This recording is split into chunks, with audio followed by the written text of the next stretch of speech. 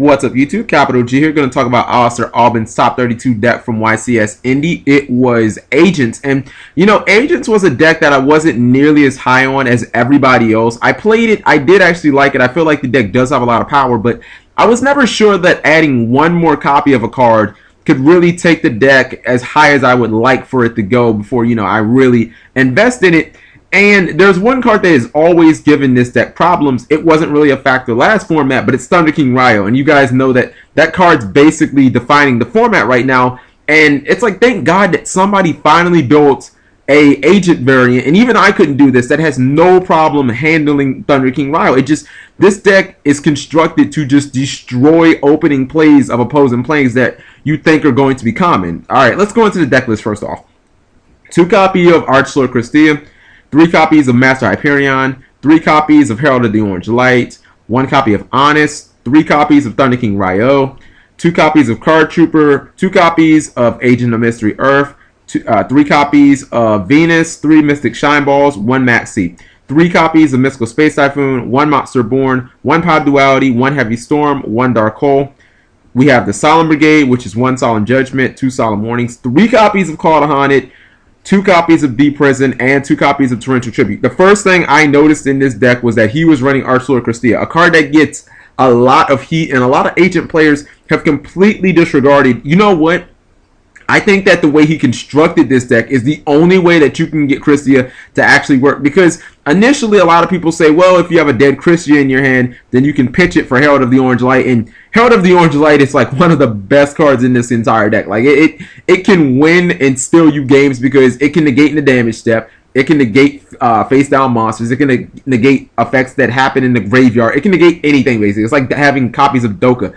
But that's not his only outlet to get Kristya into the graveyard. When he combines that with Card Trooper and then 3 Call of the Haunted, I mean, if you get this card out, Archlord Kristya, out on a deck like Frog Monarchs, excuse me, what out do they have? You get it out on a deck like Windups. I mean, outside of, you know, spot on removal like Dark Hole, they're going to have a serious problem getting this out. Especially, it's mad funny if, you know, like they have a rabbit that's banished and then he like can't come back, I believe. Not to mention, he's running 3 copies of Ryo himself. So if his opponent has a Ryo, not only can he answer back with his own Ryo, but he can also just summon Card Trooper, which is the ultimate slap a Ryo in the fucking face. You know, he also has the Venus play, which will make Ryo negate the Gachi. Otherwise, you can just attack of the Ryo. So I look at this deck and I'm like, he doesn't really have any problems with first turn plays. The first turn Snowman Eater isn't really that big of a deal because ideally he can attack a Card Trooper in it and just draw, and then it's not that big of a deal. Or you can just ram like an Earth into it where Earth paid for itself, so it's not really that big of a deal.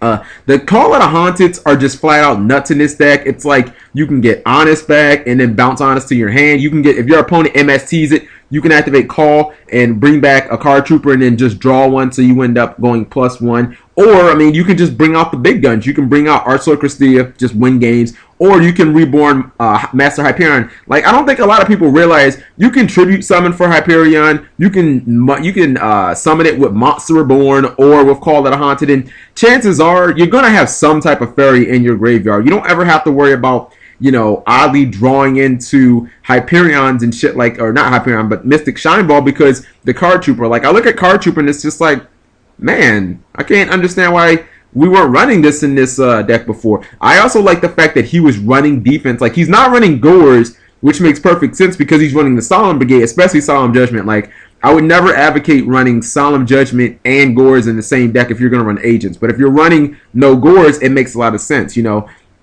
He's running Deep Prison and solid defense. Torrential Tribute, sometimes agents can have a problem having field presence, so it makes sense for him to run double TT. The only card I do kind of question in here is Pod Duality. Like, it seems good in theory, but after I've been testing my Chaos Agents, like, I never really liked Pod Duality that much, to be completely honest. So I look at this deck and I'm like, man, this might be a contender for me to run at regionals. I think that this is really good, and I mean, when you get Kristya on board, it's basically just like fucking lights out. So let me know what you guys think about this deck and how you think agents are going to fare for the rest of the format. Thank you for watching as always.